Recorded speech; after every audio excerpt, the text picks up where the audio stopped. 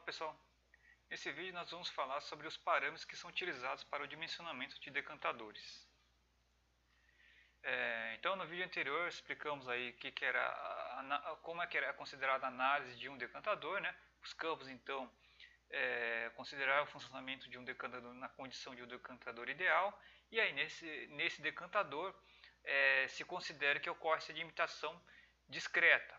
Então você tem uma partícula que você tem uma velocidade de sedimentação que não se altera e velocidade horizontal também que se mantém constante. Bem, essas duas componentes, né, da velocidade da partícula são os principais parâmetros que são utilizados então no dimensionamento de um decantador. A velocidade de sedimentação, né, que vai nos predizer então em quanto tempo a partícula ela vai levar até chegar ao fundo do decantador, né? E aí nisso você pode utilizar, né, para determinar isso por meio dos ensaios de Artes na etapa lá de sedimentação, ou também fazer os ensaios de sedimentação em coluna. Em relação à velocidade horizontal, também é um aspecto muito importante, né? Principalmente para evitar a ressuspensão do lodo depositado no fundo, né? Então a gente tem lá o lodo lá. Esse lodo, se você tiver uma velocidade horizontal muito elevada, você tem um risco que isso gere uma ressuspensão, um escoamento turbulento que leve a uma ressuspensão desse lodo no fundo. Então você também tem um valor crítico para evitar que ocorra a ressuspensão, que também, de novo, né, é uma condição de decantador não ideal, que é uma coisa que deve se evitar então para ter um bom desempenho no funcionamento de decantadores. Bom, a gente está falando aqui da velocidade de sedimentação, né? Então fazendo aqui uma análise, né, de como que é feito o dimensionamento, né? E já adiantando no final da história, o que a gente utiliza como parâmetro para dimensionar um decantador é a taxa de aplicação superficial, TAS. E aí o TAS é o que? É a vazão sobre a área projetada, né, do decantador. Bom, aí aqui eu demonstro aqui uma análise, né, dedução, desculpa, de como que a gente chega, né, e como isso aqui o TAS é igual à velocidade de sedimentação. Então você tem aqui o tempo para sedimentação é o que? A altura útil do decantador sobre a velocidade de sedimentação.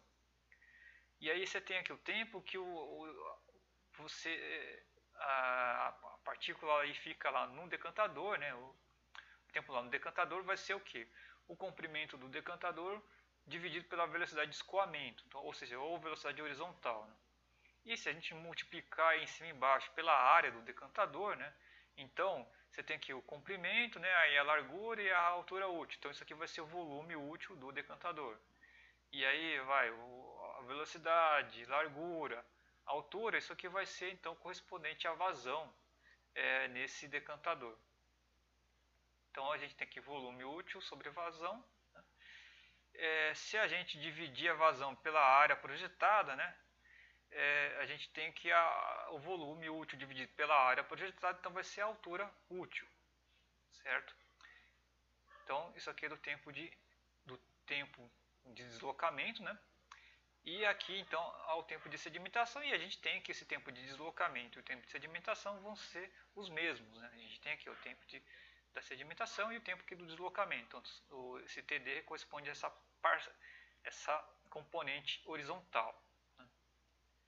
Então a gente igualando aqui os dois, a gente tem aqui altura útil sobre velocidade de sedimentação igual a altura útil sobre vazão sobre a área projetada. Então velocidade de sedimentação é vazão sobre a área projetada, então, né, que a gente tem aqui o TAS, né, é igual à velocidade de sedimentação.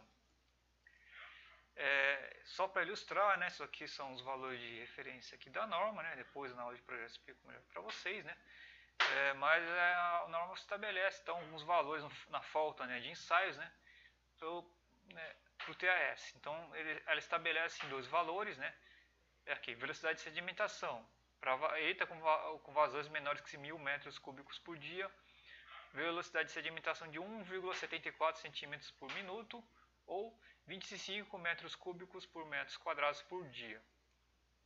Então, se vocês fizerem pegar o dimensional aqui, né, centímetros por minuto e converter para metro cúbico por metro quadrado por dia, vocês vão ver que vocês têm aqui o mesmo valor.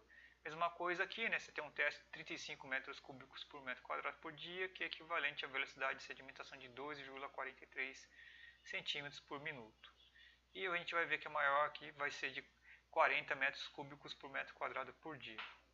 Bom, além disso, a gente tem alguns fatores aqui de redução, né, para a gente ter uma segurança, né, desses TAS, né, e enfim, mas isso aqui depois na aula de projeto eu falo melhor, a gente vê na prática melhor como isso aqui funciona.